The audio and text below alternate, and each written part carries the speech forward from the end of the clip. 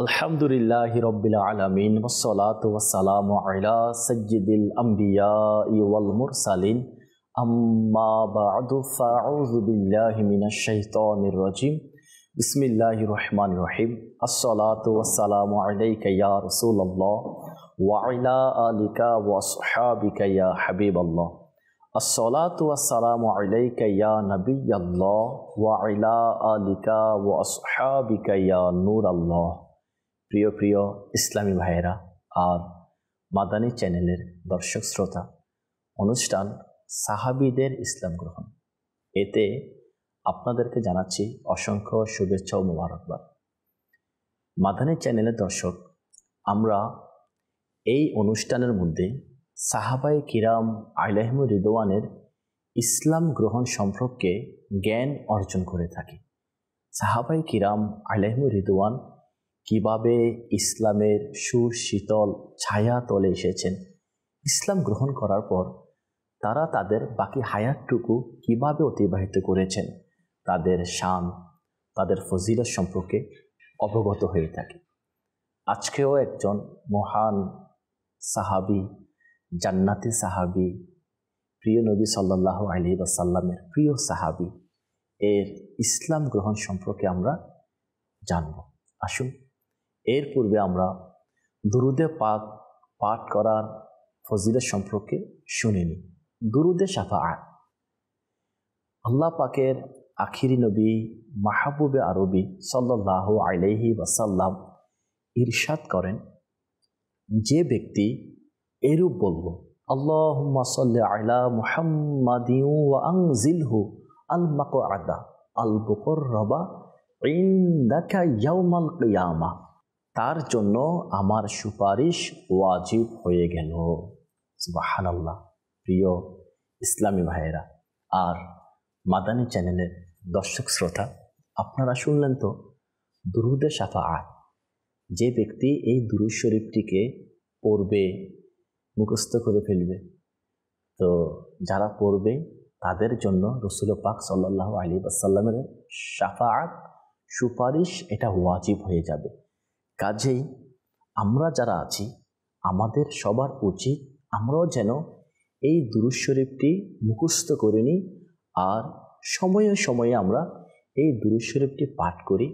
ইনশাআল্লাহ এর বরকত আমরা কিয়ামতের ময়দানে দেখতে পাব। আল্লাহ করিম আমাদেরকে দুরূদ শরীফ পড়ার তৌফিক দান করুক, বিশেষ করে দুরুদে শাফাআত পড়ার তৌফিক দান করুক। আসুন আমরা আরও একবার দুরূদ শরীফ পাঠ করি। সাল্লু আলাল হাবিব সাল্লাল্লাহু তাআলা আলা মুহাম্মদ সাল্লাল্লাহু তাআলা আলাইহি ওয়াসাল্লাম। প্রিয় মাদানী চ্যানেলের দর্শক শ্রোতা, আজকে আমরা ওই মহান জান্নাতি সাহাবীর ইসলাম গ্রহণ সম্পর্কে জানব, যিনি প্রথমে রাখাল ছিলেন, ছাগল চড়াতেন। যখনই ইসলাম কবুল করে নিলেন, তখনই ইনার শান মর্যাদা অনেক উঁচু হয়ে গিয়েছে। ইনি এমন এক সাহাবী হয়েছে যিনার ব্যাপারে বলা হয়ে থাকে, ইনি মক্কা পাকের মধ্যে সর্বপ্রথম কোরআনে পাকের তিলাওয়াত প্রকাশ্যভাবে তিলাওয়াত করেছে। জি হ্যাঁ, ইনি আর কেউ নন, ইনি হচ্ছে ওই মহান সাহাবী যিনাকে আমরা হযরতে সাইয়েদুনা আব্দুল্লাহ ইবনে মাসউদ রাদিয়াল্লাহু তাআলা আনহু নামে চিনি। জি হ্যাঁ, আজকে আমরা হযরতে সাইয়েদুনা আব্দুল্লাহ ইবনে মাসউদ রাদিয়াল্লাহু তাআলা আনহুর ইসলাম গ্রহণের ঘটনাবলী শ্রবণ করব। ইসলাম গ্রহণ করার পর ইনার বাকি জীবনটুকু ইনি কিভাবে অতিবাহিত করেছে, দ্বীনের জন্য ইনি কি অবদান রেখেছে, ইনার শান সম্পর্কে আমরা জানব। ইনি আল্লাহ ও রসুলের কাছে কেমনটি প্রিয় ছিল তাও আমরা জানব।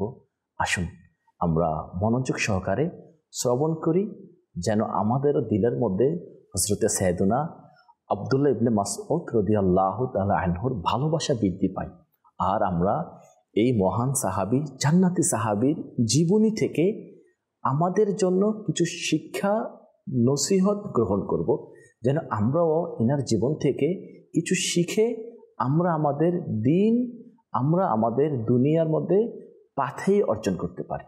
আসুন, মক্কায় যখন তাওহীদের দাওয়াত প্রতিধ্বনিত হয় তখন হযরতে সাইয়েদুনা আব্দুল্লাহ ইবনে মাসউদ রাদিয়াল্লাহু তাআলা আনহু ছিলেন কিশোর বয়সীর কাছাকাছি এক বালক। তিনি প্রতিদিন মক্কার একজন বিশিষ্ট ব্যক্তি উকবা বিন আবু মুঈত এর ছাগল চরাতেন। তিনি ছাগল নিয়ে মক্কার জনবসতি থেকে দূরবর্তী পাহাড় উপত্যকাগুলোর দিকে চলে যেতেন। আব্দুল্লাহ ইবনে মাসউদ রাদিয়াল্লাহু তাআলা আনহু প্রিয় নবী সাল্লাল্লাহু আলাইহি ওয়াসাল্লাম এর কথা প্রায় এসে শুনতেন। তিনি বালক ছিলেন, রাসূল পাকের কথাগুলো শুনতেন। তো যিনি তখন কুরাইশদের মধ্যে নিজের নবুয়তের কথা ঘোষণা করেছিলেন, রাসূল পাক সাল্লাল্লাহু আলাইহি ওয়াসাল্লাম নিজের নবুয়তের কথা এটা ঘোষণা করেছিলেন। কিন্তু তখন আব্দুল্লাহ ইবনে মাসউদ রাদিয়াল্লাহু তাআলা আনহু ছোট ছিলেন, বালক ছিলেন। কিন্তু একদিকে তার কম বয়স এবং অন্যদিকে বসতি থেকে দূরে থাকার কারণে তিনি রাদিয়াল্লাহু তাআলা আনহু এই বিষয়ে গভীরভাবে মনোনিবেশ করতে পারেননি। তার প্রতিদিনের কাজ ছিল, অর্থাৎ হযরত সাইয়েদুনা আব্দুল্লাহ ইবনে মাসউদ রাদিয়াল্লাহু তাআলা আনহু ইসলাম গ্রহণ করার পূর্বে তার প্রতিদিনের কাজ ছিল ভোরের অন্ধকারে ছাগল নিয়ে বের হওয়া এবং রাতের অন্ধকারে ফিরে আসা। নবী করিম সাল্লাল্লাহু আলাইহি ওয়াসাল্লাম এর সঙ্গে তার প্রথম সাক্ষাৎ কিভাবে হয়েছিল শুনুন। একদিন নবী করিম সাল্লাল্লাহু আলাইহি ওয়াসাল্লাম এবং প্রিয় নবী সাল্লাল্লাহু আলাইহি ওয়াসাল্লামের সঙ্গে হযরত সাইয়েদুনা আবু বকর সিদ্দিক রাদিয়াল্লাহু তাআলা আনহু এর সঙ্গে সে জায়গা দিয়ে যাচ্ছিলেন যেখানে হযরতে সাইয়েদুনা আব্দুল্লাহ ইবনে মাসউদ রাদিয়াল্লাহু তাআলা আনহু ছাগল চড়াচ্ছিলেন। হযরতে আবু বকর সিদ্দিক রাদিয়াল্লাহু তাআলা আনহু বললেন, এই বৎস, তোমার নিকট কি এমন কোনো দূত হবে যা দিয়ে আমরা আমাদের তৃষ্ণা নিবারণ করতে পারবো?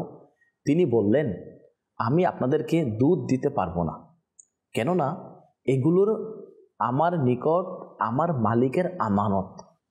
তখন ইসলাম গ্রহণ করেন নাই, কিন্তু মালিকের আমানতের ব্যাপারে খুবই ইনি সতর্ক ছিলেন।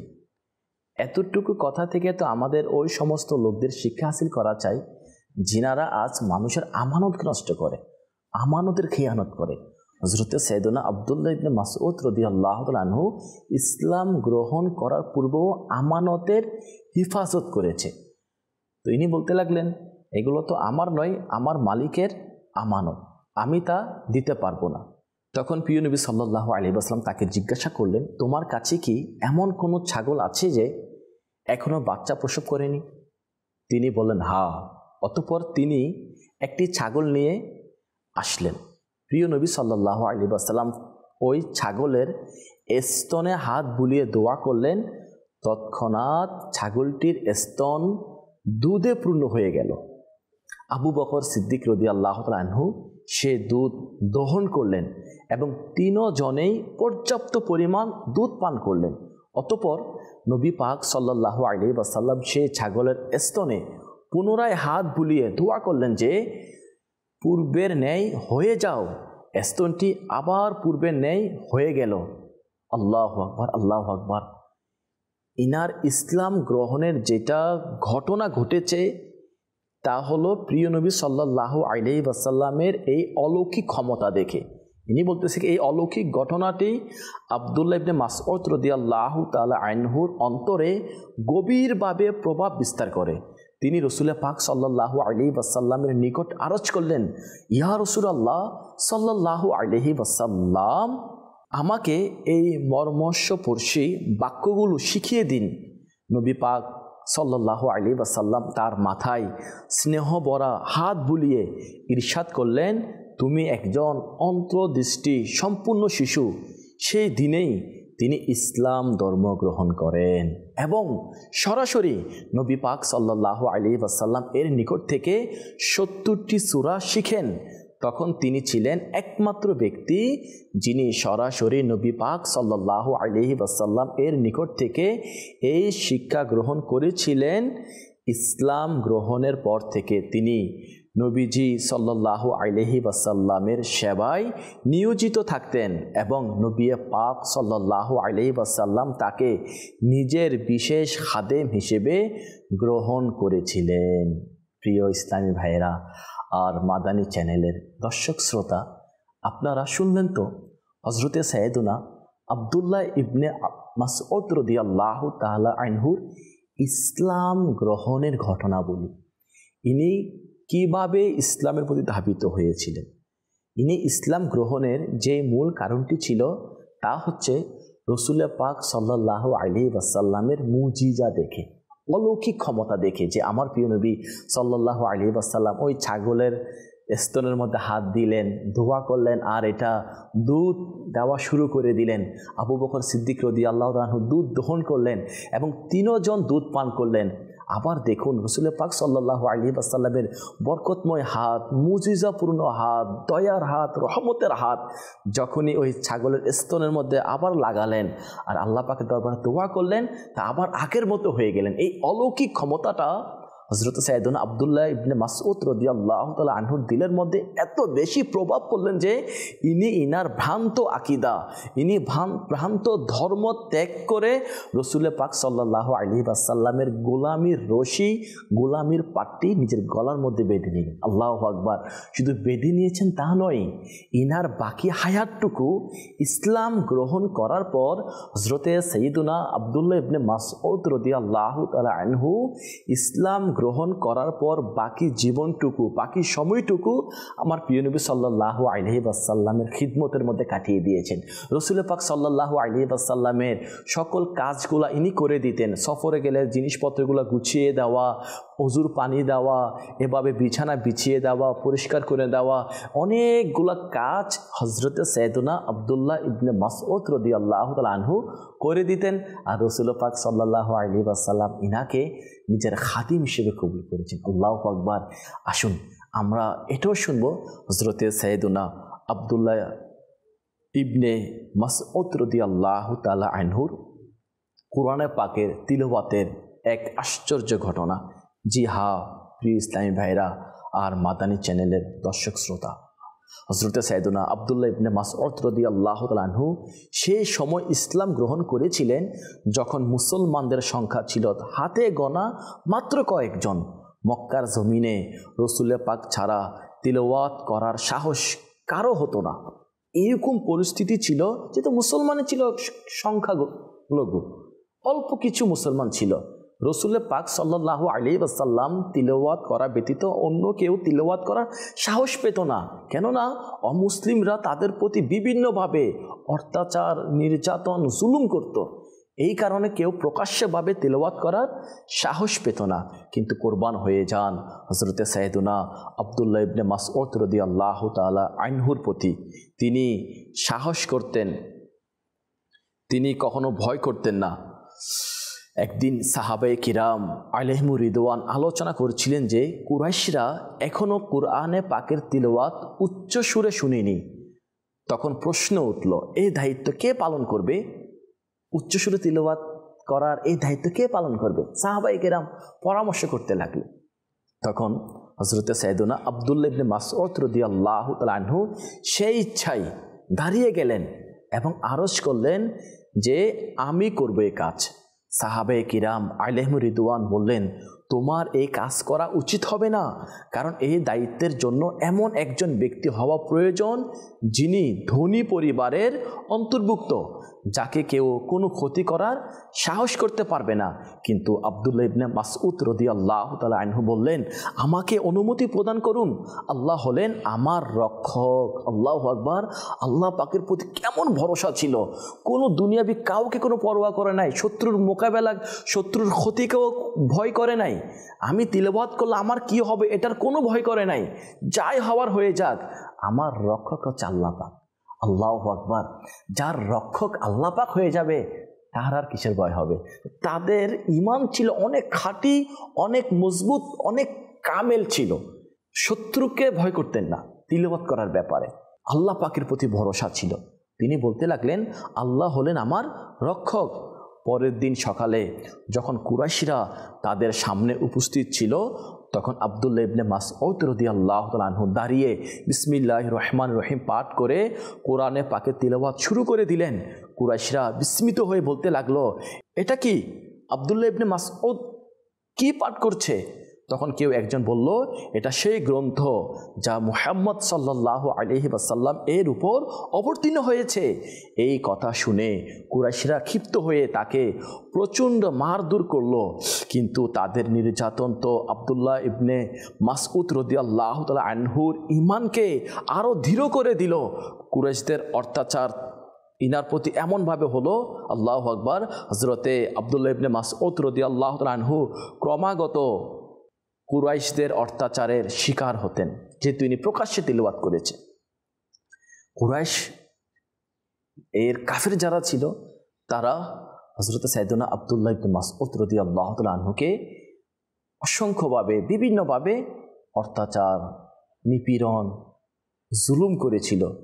তাদের এই অত্যাচারের কারণে তিনি রাদিয়াল্লাহু তাআলা আনহু 2 বার হাবশায় হিজরত করে এবং সর্বশেষ মদিনায় চিরস্থায়ী হিজরতের সিদ্ধান্ত গ্রহণ করেন। আল্লাহু আকবার। প্রিয় প্রিয় ইসলামী ভাইয়েরা আর মাদানী চ্যানেলের দর্শক শ্রোতা, আপনারা শুনলেন তো হযরতে সাইয়েদনা আব্দুল্লাহ ইবনে মাসউদ রাদিয়াল্লাহু তাআলা আনহুর কোরআনে পাকের প্রতি কেমন ভালোবাসা ছিল, নিজ ধর্মের প্রতি কেমন ভালোবাসা ছিল, আল্লাহু আকবার, আল্লাহ পাকের প্রতি কেমন ভরসা ছিল, রাসূল পাক সাল্লাল্লাহু আলাইহি ওয়াসাল্লামের কেমন মুহাব্বত ছিল। এত অত্যাচার নিপীড়ন সহ্য করেছে প্রকাশ্যে তিলাওয়াত করার কারণে। ইনার প্রতি জুলুম হয়েছে, অত্যাচার হয়েছে, নিপীড়ন হয়েছে, এরপরেও দিন থেকে ফিরে যায়নি, কোরআনে পাকের তিলাওয়াত বন্ধ করেননি, ছেড়ে দেননি। এটাই হচ্ছে কামিল ইমানদারদের একটা বৈশিষ্ট্য।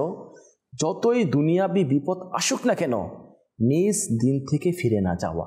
ইনার জীবনী থেকে তো আমরা এটা শিক্ষা অর্জন করতে পারি, দুনিয়াবি যতই বিপদ মুসিবত আসুক না কেন, নেকি থেকে দূরে চলে না যাওয়া। ইনার জীবনী থেকে তো আমরা এটাও শিক্ষা করতে পারি, দুনিয়াবি যতই বিপদ আপদ আসুক না কেন, মুসিবত আসুক না কেন, আমল যেন ছেড়ে না দিই, আমল করতে থাকা, আল্লাহ পাকের প্রতি ভরসা রাখা, আল্লাহ পাকের প্রতি তাওয়াক্কুল রাখা। আল্লাহ পাক আমাকে দয়া করবে, আল্লাহ পাক আমাকে মঙ্গল করবে, বাস আমি মুসলমান, আমি নেক আমল করতেই থাকবো, আমি মুসলমান, আমি নেকির দাওয়াত দিতেই থাকবো। যাই হোক না কেন, পেরেশানি চলে আসুক না কেন, বিপদ চলে আসুক না কেন, উচিত আমরাও যেন ইনার জীবনী থেকে এই শিক্ষা হাসিল করি, আমরাও যেন নেকির মধ্যে অটল থাকি, নেকির দাওয়াতের মধ্যে অটল থাকি, আর এটা থেকে যেন পিছপা না হই, সামনের দিকে এগিয়ে যায়। আল্লাহ তৌফিক দান করুক। প্রিয় ইসলামী ভাইয়েরা আর মাদানী চ্যানেলের দর্শক শ্রোতা, আমি এখন আপনাদেরকে আব্দুল্লাহ ইবনে মাসউদ রাদিয়াল্লাহু তাআলা আনহুর জীবনের সুন্দর একটি দিক আলোচনা করব, যেখান থেকেও আমরা অনেক কিছু শিখতে পারবো এবং ইনার শান ও মর্যাদা সম্পর্কে আমরা জানতে পারবো, ইনার জ্ঞান সম্পর্কে আমরা জানতে পারবো। শুনুন, হযরতে সাইয়েদনা আব্দুল্লাহ ইবনে মাসউদ রাদিয়াল্লাহু তাআলা আনহুর কোরআনের জ্ঞান কীরকম ছিল।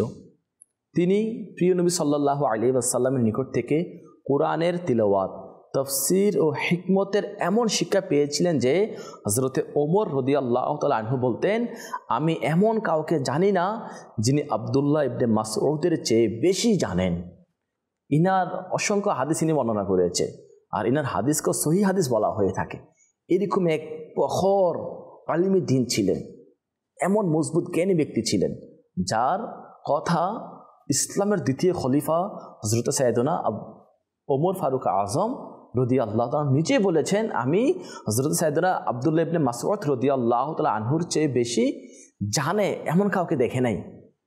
এরপরে বলা হচ্ছে, একবার হযরত সাইয়েদনা ওমর ফারুক আজম রাদিয়াল্লাহু তাআলা আনহু এর নিকট এক ব্যক্তি বলল, আমি কুফা থেকে এসেছি, সেখানে এক ব্যক্তি পুরো কোরআন মুখস্থ থেকে লিখে দিচ্ছেন। ওমর ফারুক আজম রাদিয়াল্লাহু তাআলা আনহু রাগান্বিত হয়ে গেলেন।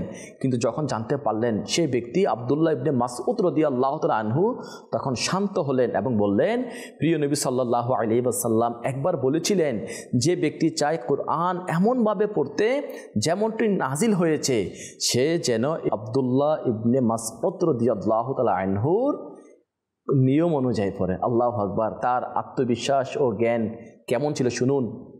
তিনি নিজে বলতেন, আল্লাহর কসম, কোরআনের এমন কোনো আয়াত নেই যা কোথায় কি অবস্থায় নাজিল হয়েছে তা আমি জানি না।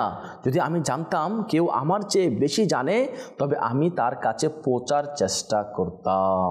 আল্লাহু আকবার। প্রিয় প্রিয় ইসলামী ভাইরা আর মাদানী চ্যানেলের দর্শক, আপনারা শুনলেন তো হযরত সাইয়েদুনা আব্দুল্লাহ ইবনে মাসউদ রাদিয়াল্লাহু তাআলা আনহুর কাছে কোরআনে পাকের কীরকম জ্ঞান ছিল। কেন ভাই থাকবে না? ইনাকে তো স্বয়ং আমাদের প্রিয় নবী সাল্লাল্লাহু আলাইহি ওয়াসাল্লাম নিজেই শিক্ষা দিয়েছেন। কেননা ইনি তো রাসূল পাক সাল্লাল্লাহু আলাইহি ওয়াসাল্লামের কাছ থেকে কোরআনের জ্ঞান অর্জন করেছে। ইনি প্রিয় নবী সাল্লাল্লাহু আলাইহি ওয়াসাল্লামের কাছ থেকে দ্বীনের বিভিন্ন বিষয়বস্তু অর্জন করেছে। তো প্রিয় ইসলামী ভাইরা, ইনার কোরআনে পাকের তিলাওয়াতের ব্যাপারে আমি আপনাকে শোনাচ্ছি, শুনুন। রাসূল পাক সাল্লাল্লাহু আলাইহি ওয়াসাল্লাম বলেন, যে ব্যক্তি চাই কোরআন এমনভাবে পড়তে যেমন নাজিল হয়েছে, সে যেন ইবনে মাসউদের তিলাওয়াত শুনে। আল্লাহু আকবার। তিনি প্রথম সাহাবী যিনি প্রকাশ্যে কাবা শরীফে কোরআন তিলাওয়াত করেন এবং তাকে মারধর করে, কিন্তু তিনি থেমে যাননি। আল্লাহু আকবার। এই থেকে বোঝা যায় কোরআন তিলাওয়াত করা, কোরআনের শিক্ষা দেওয়া, এটা সাহাবায়ে কেরামের তরিকা।